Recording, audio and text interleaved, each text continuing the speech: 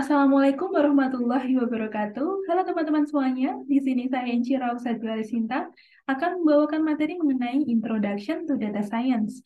Tentunya setelah mempelajari materi ini, teman-teman diharapkan dapat mengetahui secara garis besar apa saja yang perlu dilalui dan apa saja yang perlu kita pelajari pada ilmu data science. Nah, berikut ini merupakan agenda pada kali ini, dimulai dari pengantar data science, kemudian ada data collections, exploratory data analysis, kemudian ada data cleaning, model building and evaluation, dan yang terakhir adalah model deployment. Nah, kita mulai dari yang pertama, yakni pengantar data science. Nah, tentu di sini teman-teman tidak asing lagi dengan istilah data science, bukan?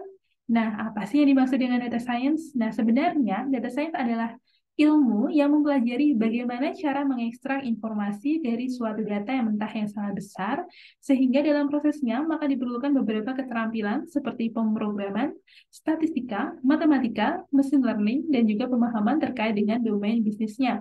Nah, dapat kita lihat pada diagram Venn berikut ini. Data science harus menguasai beberapa ilmu pengetahuan seperti computer science, math and statistics, kemudian tentang domains atau business knowledge-nya. Kemudian, why need data science? Mengapa kita butuh data science? Nah, sebenarnya dalam kehidupan sehari-hari, kita itu kebanjiran data namun miskin akan pengetahuan, sehingga kita butuh suatu ilmu yang dapat mengubah dari data yang begitu besar dapat menjadi suatu pengetahuan sehingga nantinya lebih bermanfaat. Nah, selanjutnya, mengubah data menjadi pengetahuan.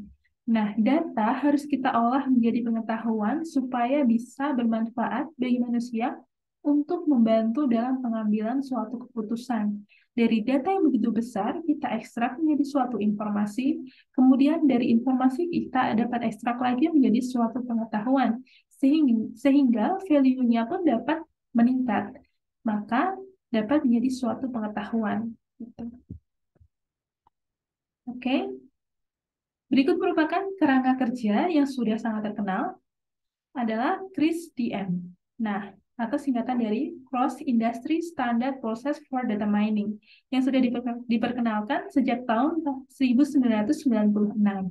Dimulai dari yang pertama, yakni Business Understanding, adalah masalah bisnis apa yang perlu kita pecahkan. Nah, sebelum kita masuk ke data, kita harus menguasai dulu sebenarnya apa sih masalah yang perlu kita pecahkan. Nah, dari sini kita masuk ke tahap berikutnya, yakni yang kedua adalah data understanding. Nah, setelah kita mengetahui masalahnya, kemudian kita memahami datanya. Nah, kita lakukan eksplorasi data dan juga analisis data. Dari situ, kita dapat mengetahui adanya data duplikat ataupun data yang missing gitu. Jadi kita bisa menentukan ke tahap berikutnya pada data preparation, data mana yang perlu kita hapus dan data mana yang perlu kita isi atau yaitu pembersihan data atau data cleaning ya maksudnya. Nah, kemudian yang keempat adalah modeling, yaitu membangun model machine learning ya, teman-teman. Kemudian dapat masuk ke tahap berikutnya adalah tahap evaluasi. Evaluasi hasil dari model-model yang sudah kita peroleh. Kemudian yang keenam yakni tahap deployment. Nah, jika sudah memperoleh hasil model yang terbaik, maka langkah selanjutnya adalah mendeploy model yang sudah kita peroleh. Kemudian, nah, tahap yang pertama adalah pengumpulan data ya. Data collection. Nah, untuk menemukan data berharga yang tepat yang bisa memecahkan masalah, maka perlu dilakukan pengumpulan data yang dapat dilakukan dari berbagai sumber, termasuk dengan menggunakan API, database, ataupun menggunakan repository data seperti Kaggle dan UCI Machine Learning Repository, dan juga dapat scraping dari website ya. Nah, biasanya kalau teman-teman mau untuk latihan, dapat menggunakan dataset dari Kaggle dan UCI ya karena datanya juga open source dan banyak sekali dapat kalian pilih untuk latihan. Nah, pada tahap pengumpulan data ini diharapkan dapat memperoleh data tertarget yang berkualitas, karena sebagian besar dari sekitar 2,5 triliun byte data yang dibuat setiap hari datang dalam format yang tidak terstruktur, sehingga perlu untuk mengekstrak data dan mengekspor ke dalam format yang dapat digunakan seperti file CSV ataupun file JSON.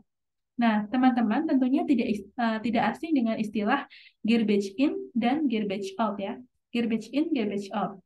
Ya, ini output berdasarkan hasil outputnya itu berdasarkan dari input yang kita masukkan. Jadi sangat krusial datanya. Nah, data yang kita peroleh harus kita bersihkan lebih dahulu agar model yang kita hasilkan nanti juga baik, gitu ya teman-teman. Oke. Tahap berikutnya yakni exploratory data analysis. Nah, pada eksplorasi data, exploratory data analysis ini adalah suatu proses uji investigasi awal yang bertujuan untuk mengidentifikasi pola, menemukan anomali, menguji hipotesis, dan memeriksa asumsi. Dengan melakukan exploratory data analysis, pengguna akan lebih menghemat waktu dalam proses analisis data, dapat mengetahui beberapa kesalahan dalam data seperti adanya missing value, outliers, duplikasi, encodings, data noisy, ataupun data yang tidak lengkap. Nah, secara umum, terdapat beberapa teknik exploratory data analysis, yaitu seperti menggunakan statistika deskriptif, univariate analysis, dan juga multivariate analysis.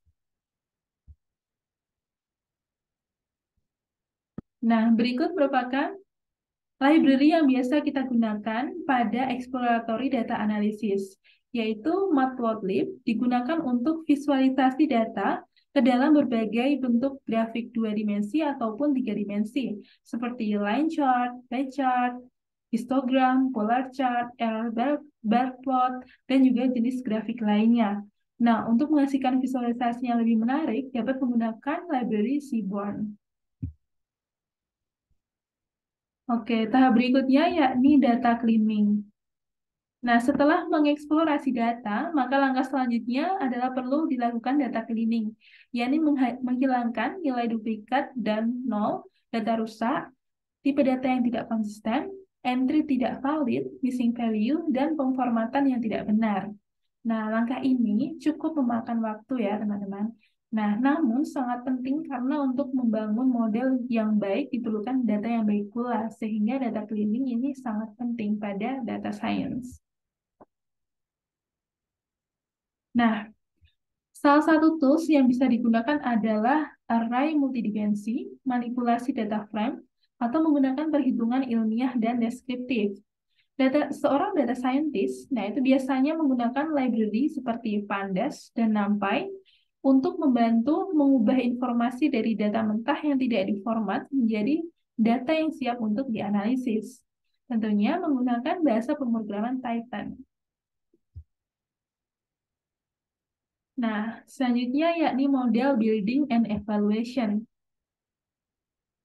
Algoritma machine learning terdiri dari 3 macam sebenarnya. Ada supervised learning yang terdiri dari classification and regression. Unsupervised learning ada clustering and association. Dan yang ketiga yakni reinforcement learning. Itu biasanya digunakan pada game dan juga robotika. Namun, pada data science biasanya yang digunakan adalah supervised learning dan unsupervised learning. Untuk reinforcement learning ini biasanya hanya pada robotika dan juga game. Nah, apa sih bedanya supervised learning dan juga unsupervised learning? Bedanya adalah kalau supervised learning ini biasanya belajarnya itu berdasarkan adanya label. Jadi, modelnya belajar berdasarkan label yang sudah ada. Namun, kebalikan dari unsupervised learning adalah belajar berdasarkan tidak adanya label gitu. Contohnya adalah clustering dan juga association. Nah, selanjutnya machine learning algorithm ya. Pada klasifikasi, ada beberapa algoritma atau model yang dapat digunakan untuk membangun machine learning, yaitu diantaranya adalah logistic regression, KNN, decision tree, naive Bayes, dan lain sebagainya. Nah, pada regresi, ada beberapa algoritma atau model yang dapat digunakan untuk membangun machine learning, yaitu seperti linear regression, logistic regression, dan polinomial. Nah, tools yang biasa digunakan untuk membangun model machine learning antara lain adalah sebagai berikut. Dari library scikit-learn, dan juga ada library TensorFlow, dan ada ya, Python dan juga Google Collaboratory. Nah, untuk scikit-learn ini biasanya library yang kita gunakan untuk membangun mesin learning yang sederhana. Namun, jika untuk deep learning, kita bisa menggunakan library TensorFlow ya. Nah, untuk bahasa pemrogramannya sendiri yang biasa digunakan adalah Python. Dan untuk bekerjanya kita bisa menggunakan Google Collaboratory.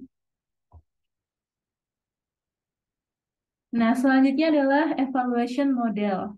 Setelah didapatkan sebuah atau beberapa model, sehingga dilakukan penilaian terkait kualitas dan efektivitas dengan menghitung matriks evaluasinya. Nah, dapat menggunakan akurasi, precision, ataupun MAE, RMSE, dan MSE. Nah, dari sini kita dapat mengetahui suatu model yang mana overfitting, underfitting, ataupun sudah fit. Nah, tentunya untuk dataset yang sudah ada, kita bagi dulu menjadi dua, yaitu training set dan juga testing set. Kenapa harus kita bagi? Karena nantinya dapat untuk menentukan model mana yang overfitting atau underfitting ataupun yang sudah fit. Karena kita dapat mengetahuinya dari nilai nilai dari training dan testingnya itu apakah sudah sama atau malah berbanding jauh gitu ya. Jadi kita dapat menentukan mana model yang sudah fit. Nah, untuk mendapatkan model yang fit, nah kita biasanya dapat menggunakan fungsi seperti callbacks atau early stopping ya. Jadi model dapat berhenti belajar ketika model sudah mencapai fit. Jadi tidak terlalu banyak belajar gitu. Dan model pun jika terlalu kompleks itu juga dapat menyebabkan overfitting. Sehingga model pun yang simpel-simpel aja yang dapat kita gunakan biasanya agar menghindari overfitting itu tadi. Nah, selanjutnya yakni tahap terakhir adalah model deployment. Nah, tahap terakhir dari proses data science yakni penggunaan model terbaik yang telah dipilih pada tahap sebelumnya dan menerapkannya dalam data baru untuk menghasilkan prediksi atau estimasi yang diharapkan. Nah, setelah model yang dikembangkan dirasa telah menghasilkan output yang memuaskan dan telah mendapatkan persetujuan dari stakeholder, model tersebut siap untuk dideploy dan digunakan di lingkungan bisnis. Dan model pun harus dipantau dan mungkin diganti dengan model yang sudah diperbaiki. Nah, sekian materi dari saya. Kurang lebihnya mohon maaf. Terima kasih. Wassalamualaikum warahmatullahi wabarakatuh. Sampai jumpa.